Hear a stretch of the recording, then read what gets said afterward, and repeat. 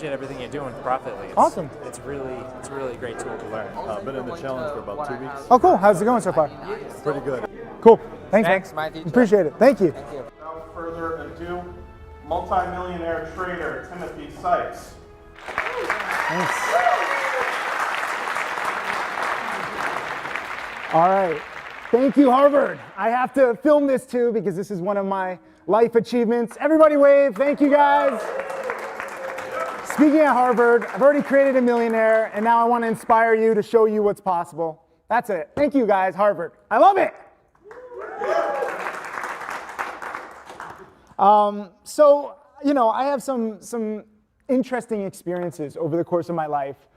You can follow me on Instagram and YouTube. You can see a lot of my material possessions. I brought my Lamborghini and Porsche keys. I don't need them. I'm throwing them. Good catch.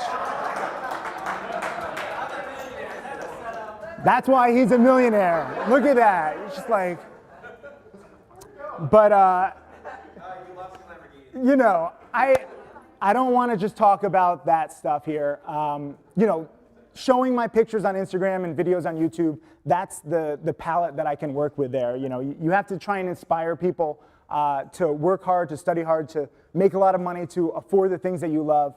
But you can't give, you know, 30-minute speeches on Instagram. It's 15 seconds. So this speech is going to be a little different than what you know me or you might know me on social media as, because I want to share some of the experiences that have really shaped my life. I've been very fortunate. I did take $12,000 roughly of my bar mitzvah gift money. I've turned it into nearly $4 million. Every single trade shown transparently on Profitly, so you can see exactly how to become a millionaire. I don't win every single time. I trade ugly penny stocks that's like featured in the movie Wolf of Wall Street. Who's seen Wolf of Wall Street? It's a good movie, you know?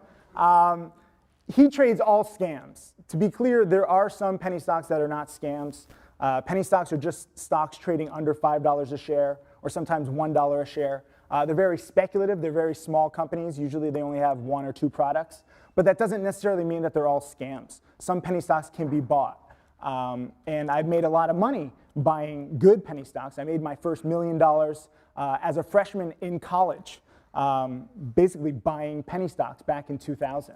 But I don't want to just talk about the money. You know, the money's nice, but I think the lessons that I've learned in the past 15 years on this kind of wild adventure that I've had are relatable to everybody. And no matter what you want to do in life, no matter what your ambition is, I'm a walking, talking example that your dreams can come true if you persevere, if you work hard, and if you realize that what you might think is impossible is possible in today's world because of the internet, because of our society. You know, we're living in a very unique time, and a lot of us take it for granted. We complain about small things where if you look back at history, I mean, there were a lot of people that had a lot of problems for many centuries. The Middle Ages, I mean, the Romans, the war, dictators. We are in a free society where the poorest person can become the richest person and most powerful person if they work hard enough, if they want it bad enough. So just think about that for a second. You have to really just look at the world around you. I've been very fortunate to travel all over the world. I've been to over 90 countries now. I love traveling. That's one of my hobbies. And I've met a lot of people, and people in many different circumstances. I know I have a lot of students here. How many Trading Challenge students do I have here? Thank you, guys. Yeah. Props to them. I have the Trading Challenge. Those are my most dedicated students because I just want to teach you everything that I know. You know, people who teach the stock market, it's a very kind of sketchy world where it's like, if you make a lot of money in the stock market, why do you want to tell other people? Why don't you just make the money and shut up and, you know, laugh your way to the bank?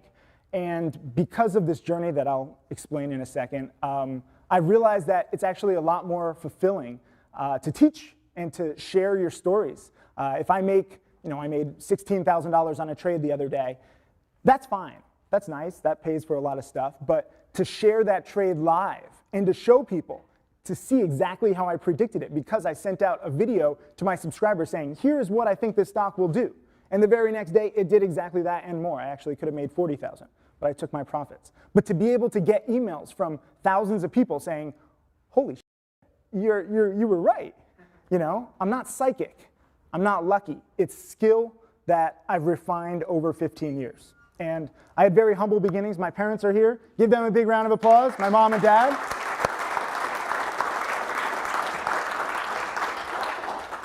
I'm from a small town, Orange, Connecticut. I actually went to Tufts University here, just a few miles away, freshman year. I got there because of tennis.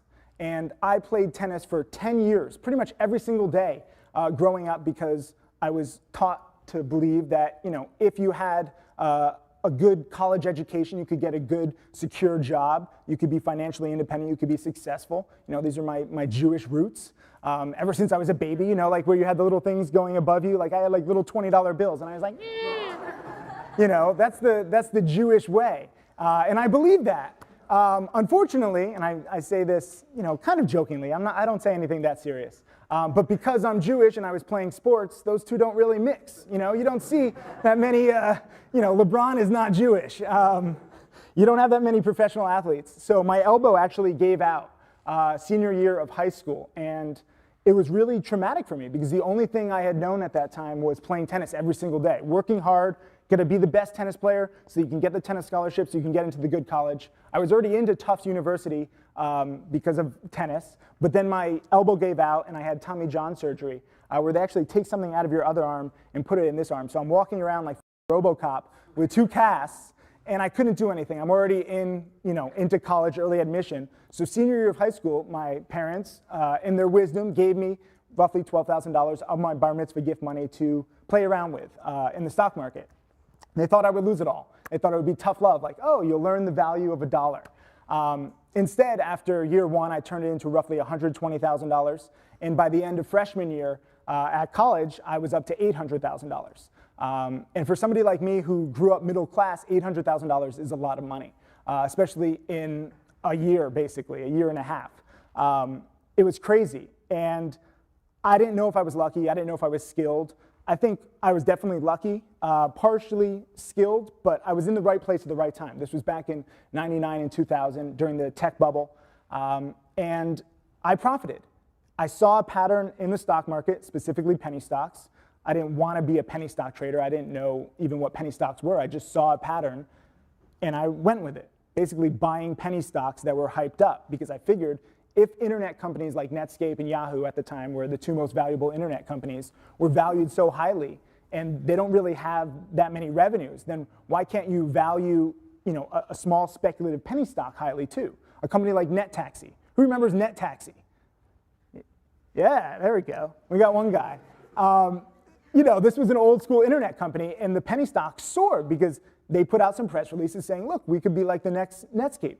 And because Netscape didn't have that much business at the time, only hype and promises, NetTaxi, very similar name, sure, why not? And the stock surged.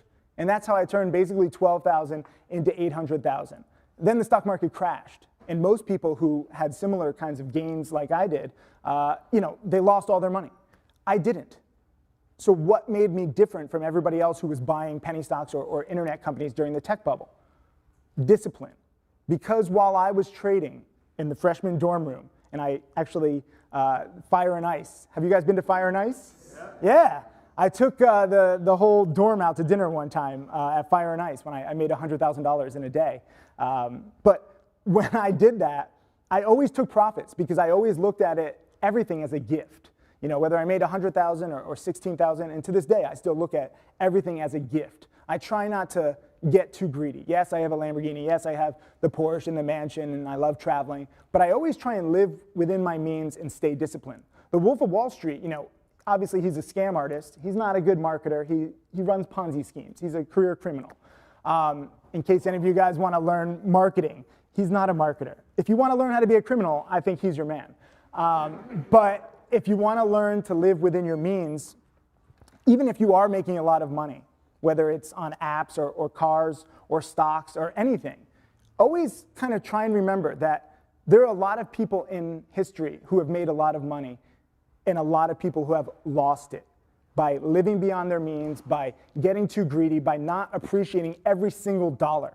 So to this day, I have, you know, several millions of dollars in the bank, but I appreciate every single dollar. And I know It doesn't look like that on my social media. You know, I'm like bragging and stuff like that. But that's just to inspire people, because this is what I've also learned. While I appreciate the money, I appreciate the students even more. Making $100,000 in a day, taking the dorm out to Fire and Ice, that's fantastic. But my life achievement has been creating 2 millionaire students now. Michael Good and Tim Grittani. They both passed $1 million in profits with my teachings. When I crossed $1 million, I was 22. Best moment of my life. I was like, oh my God, I'm a millionaire. This is crazy. But to be able to pass down your expertise to others, that takes it to a whole nother level. You know, for many years, many people thought, I post YouTube videos, many people thought that I was just full of shit. They're like, oh yeah, another guy who claims he can make me a millionaire on the internet. And then, not one, but two of my students have done that, showing every single trade. Tim Grittani is actually up to 1.7 million in profits now in 3 years. He started with $1,500. So that has become the most fulfilling thing. And so while I keep making money, I'm up roughly 107% in 4 months in 2014 trading. I love it. But teaching, creating more millionaires, doing the impossible, challenging, accepted financial wisdom, where people think, oh, penny stocks, those are scams, it's sketchy, it's risky. I've heard every bad word in the book that you can think of with penny stocks. And yet for me, it's changed my life. For my top students, they've changed their lives using penny stocks. So there's a contradiction. The whole world hates on penny stocks, and yet some of us see these patterns that repeat again and again. And yes, we do see some scams too, but you see these patterns and you can see how to grow your account. So, I'm getting ahead of myself, but over the next few years and decades, I look forward to challenging the entire finance industry. It's a bold statement, but it's a very achievable task, because you have people who watch CNBC, you have people who watch Bloomberg, and they're not making money. You've been taught by financial media outlets that you have to care about breaking news, that you have to watch these stocks all the time, and it's stressful, like Alan said. I don't trade that much. I don't day trade every single day. I wait for the patterns and I try to bank, and I win roughly 75% of the time. It's not stressful at all. I get into online arguments a lot with people who doubt me, and I love it. And I can say whatever the I want because I know that my pattern works. So if you want to hate me, bring it on. Hate me. Michael Good, my first millionaire student, wrote a blog post about me saying Tim Sykes is full of shit. We went back and forth. You can Google this, and we went back and forth with like 80 comments. And he's like, okay, I'll give your DVDs a try. Another DVD salesman. That's what he's thinking. Surely enough, he watched the DVDs, he saw what I saw, and now he's a millionaire, multi-millionaire actually. And he actually helps me teach other students. So I like confrontation. I really do, because I know what I see. And a lot of you guys, no matter what field you're in, once you get experience, you start seeing how the world works. You start seeing what works. And I want you guys to have that confidence. When you see something, and if, respected wisdom is going against what you see happening, you can challenge that. A lot of people don't realize that the world is built on challenging accepted ideas, creating new ideas, refining the ideas, and changing the world. I have no great ambition that I'm going to change the whole world. I want to change the finance industry. I want to show how predictable penny stocks are, that you can buy them and you can short sell them. Yes, you can bet against scams. I'm actually talking to some TV producers right now, and part of what I'm talking about is teaching the people who were scammed by Jordan Belfort, the Wolf of Wall Street, teaching those people how to get back at those promoters who lie about penny stocks and say that this scam that they promote is a real company. And normal people, average people out there, can get back at promoters by betting against those scams and making money as the scams collapse. Because that's the beauty of my strategy. Unlike Google and Facebook and GE, I get questions every single day. Where is the stock market going? What is this happening? I don't know. I know what penny stocks are doing based on patterns and based on the fact that 99.99% of all penny stocks will go to zero in a few years. That's a huge advantage. So challenge accepted wisdom. Look for advantages like that. You know, if you're going to trade the stock market and you're buying Facebook or Google, you don't know where they're going to be in 5, 10, 20 years from now. You don't know which products are going to take off. There could be a small startup like Instagram that's going to take over, and no one even knows about it right now. Be very careful. Challenge authority, especially in finance. There's a nasty fact out there, which many of you guys aren't in finance, but 90 to 95% of traders lose money. The vast majority of people who try to day trade lose money. And yet the industry is booming. You have brokers, you have news outlets, you have newsletters, you have websites galore. It's a sucker's game. And the key to being part of the 5 to 10% of successful traders is understanding reality. So, as some of the past speakers have said, when you get into an industry, look at everything. Look at every single aspect of that industry. Be thorough. Be meticulous. Because if you're not, you might miss something, and it's going to cost you money, it's going to cost you time, and you probably will lower your odds of success. I've done that. I've made mistakes too, I have taken $12,000 and turned it into $4 million, but there were bumps along the way. I want to tell you about my biggest loss. I think that's very useful. Cygnus eTransactions. Who here has heard of that company? Yeah, some of my students. This company cost me $500,000. It was my best friend's dad's company. They basically invented print-at-home ticketing. I thought it was going to be huge back a few years ago. I was wrong. I was dead wrong. The company had all sorts of problems. They turned out to be a penny stock. I don't go looking for penny stocks. They seem to come to me. I invested in this company. I was like, oh, this is a great technology. Then they become a stock on the stock market, and they're a penny stock. I'm like, I'm cursed, I try to get out, and it pulled me back in. Godfather. And I lost a lot of money. And I didn't understand at the time. I was very bitter. I began to drink a lot. It was a nasty time in my life. And I thought, I had had so much success. I was batting 1,000 before Cygnus. And then I lost $500,000. It wasn't all my money. It was like roughly half my money. But when you lose half your money, you lose all your credibility. So it was a tough time. I got ripped by like the New York Post and Gawker. And then because I have, as you might be able to tell, a big mouth, I had been trying to get attention for many years. I was on CNBC, drunk as shit. Took a lot of tequila shots because I was so nervous about going on CNBC, and that made me more exciting. A reality show producer saw me on CNBC, and he said, hey, you want to be on this show? And I was like, sure, why not? I was in the dumps. I was like, this can't get any worse. So I had these reality show cameras in my face as I'm drinking, and my hedge fund basically lost 36% in 1 year, which was terrible, but not the end of the world. We still finished up 2% per year, but it was really a big loss for my ego. And again, my credibility got lost. You can still Google this, and you'll see like Tim Sykes lost all his money, and there's rumors of everything. What I didn't understand at the time was that you have to play by some of the rules. As you get experience in whatever field you choose, you will learn rules, discipline. And the only way to learn them is to lose and to break them.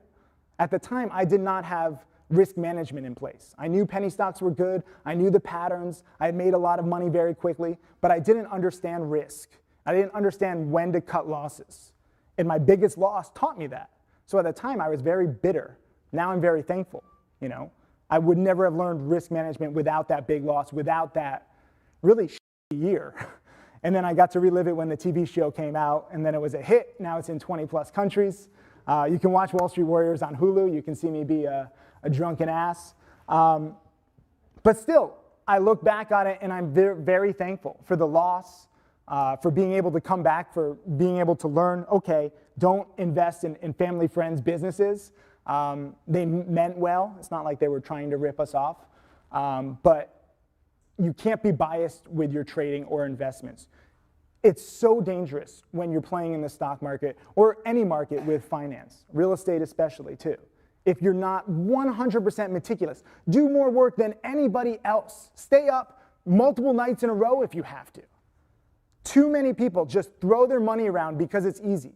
Thanks to the advent of online discount brokers, you can invest in anything with one click. You see commercials, one click. It's so easy. And guess how those people do? Not so well. The key to being successful is to work harder than other people. Because everybody wants success. Everybody wants the Lamborghini. Everybody wants freedom. But what are you willing to do to get there? That's my question to you. You know, we're here at the most prestigious university in America, Harvard. Fantastic. I'm very honored. Thank you for having me here. The people who have gotten here have worked their butts off to get here. But that's just the beginning. Whether you're in college, or you're going to go to college, or you're out of college, this is a lifelong journey where you have to continually work hard, work harder than other people to get ahead. A lot of people give up at different times. I'm no longer at that stage, you know. When I had my big loss, I basically gave up. For a year, I was in the gutter, but I came back and I said, you know what? This was a mistake that I made investing. It wasn't the patterns. I didn't go against what I had learned to make all my millions before this loss. I invested, and I didn't do my full due diligence, and that was my mistake.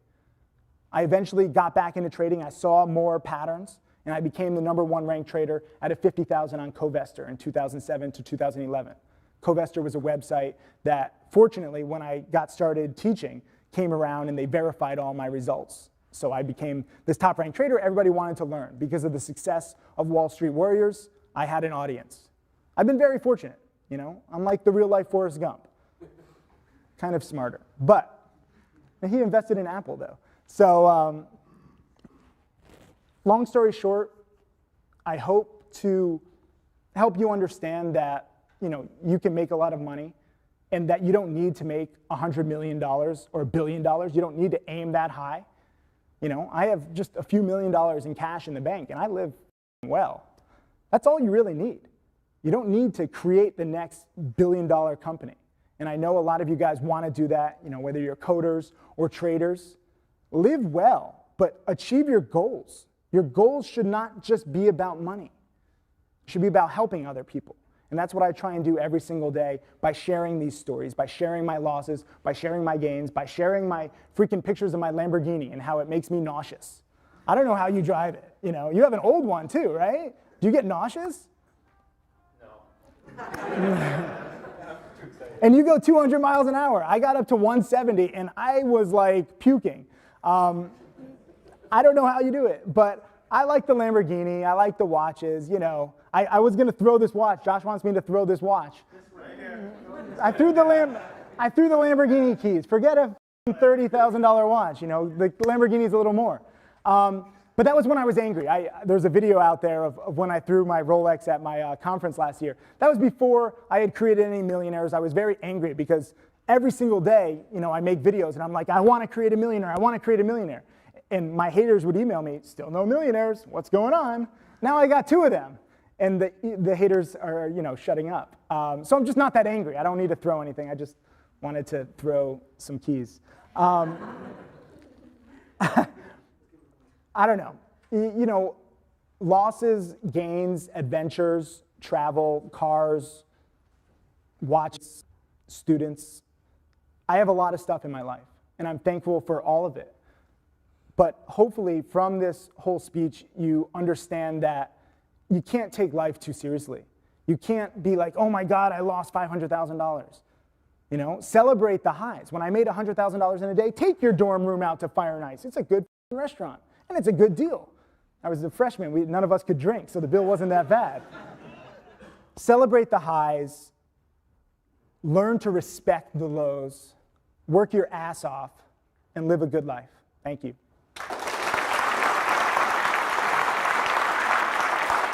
Any questions? Do you have time for 5 minutes? 5 minute questions? We can open it up for 5 more minutes of questions. Yeah. Any questions? What would you say is the most important thing that you do to stay disciplined? Because obviously when you're trading, especially with ARTX and BDSI this past week, like you're only doing a couple of trades a week, and those are the awesome ones. You're not over trading at all, which is definitely something that a lot of us struggle with. Yeah. Something that a lot of us struggle with. Yeah. What is the most important thing you do actively besides learning from actually experiencing a lot? You know, when I trade, I feel like I'm like a sniper. Like I'm, you know, like Enemy at the Gates, you know, with Jude Law and all those other guys, Ed Harris. Watch that movie. But one shot at a time. I don't like holding a basket of stocks. I know a lot of successful investors, they hold 5, 10, 20 stocks, and they try and win on 70 or 80% of them. I can't do that. I'm too ADD. So when I'm in a stock, I'm watching it every single tick. If it doesn't do exactly what I want, I get out. You know, on VDSI, it did exactly what I wanted, I got out. I underestimated it. I'm locked in like $7,000, could have been $15,000. No regrets. I went in with a thesis and I got out. So when you're looking at whatever stock, you have to go in with a thesis and watch it like a hawk. That's my style. And if the thesis comes true, then you make a lot of money. If it doesn't, you cut losses quickly. You know, if I'm buying a stock, I bought this company VDSI the other day. They had already reported earnings. They were up 12%. Mobile bill pay, security, wireless, mobile stuff, hot words. But they were already up on the day. And people were like, why are you buying? The earnings are out. The news is out. You know, the stock has already made its move.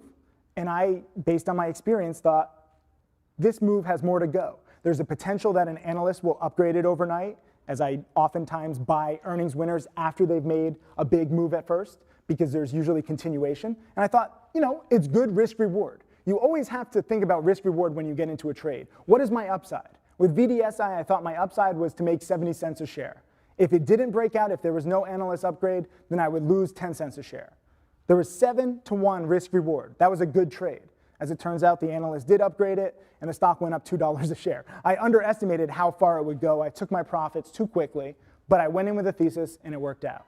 Do that on every single trade. You have to resist the urge to overtrade. You know, some of us are day traders in here. Some of us are in the stock market.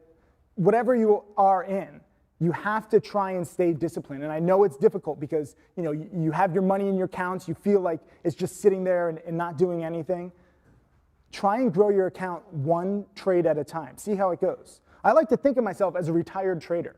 And I know this is weird as a full-time trader and a trading coach, but by thinking of myself as a retired trader who only comes out of retirement when there's a good trade, only if I'm like, oh my God, I have to trade this, because if I don't, I'm going to regret it.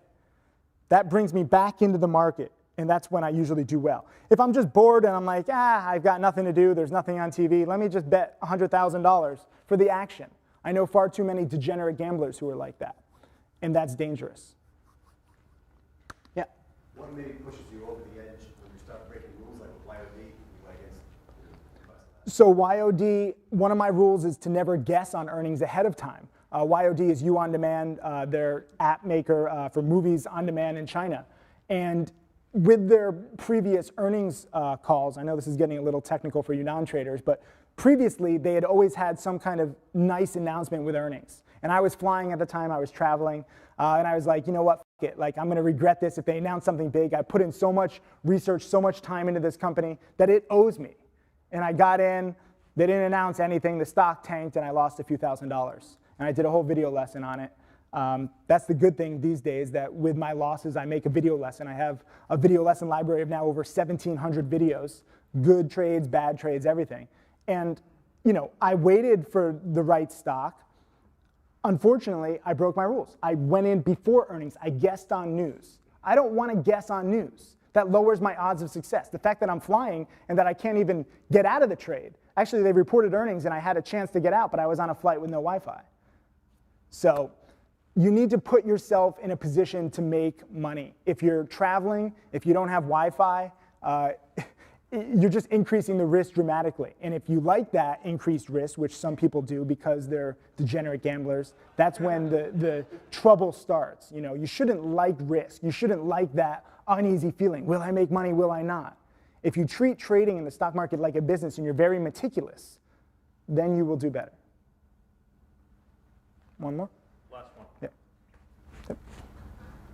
So obviously you're really successful now, and you've made millions, but what drives you? What makes you get up every morning and stay up all night to do work? Yeah, I mean, making 16,000, like I said, on a trade, fantastic. But showing it in a video before I even made the trade, that's fantastic. Because again, I'm trying to change the finance industry, trying to get respect for penny stocks, trying to get respect for my strategy, trying to show that it's possible to create millionaires from scratch, to breed them. This is not an easy task to create a millionaire student. And I love that challenge, you know? For a very long time, I was like, oh my God, is this ever gonna happen? I've been teaching 6 years and no millionaires. And then 2 millionaires within a few weeks of each other because they were gradually growing their account. So I wanna create more millionaires. Now the question isn't, you know, can you create a millionaire? It's how many can you create? How many before people start to say, you know what, Tim's patterns, they might be worth it. They might be worthwhile studying, you know? Watching 1,700 video lessons sounds overwhelming. They're only 5 minutes each. You know, it's 140 hours. That sounds overwhelming to people, but once you see what the students can do with it, you know, looking in Tim Grittani's eyes, Joey, my filmographer, and I, you know, we went out to Ohio to witness Tim Grittani crossing $1 million. And he was so thankful. This is a kid who had $1,500 to his name 3 years earlier. And now he has $1 million. Now he's up to 1.7 million. Seeing how my strategy has changed his life, that's it. I want more of that. Thank you guys. Appreciate it.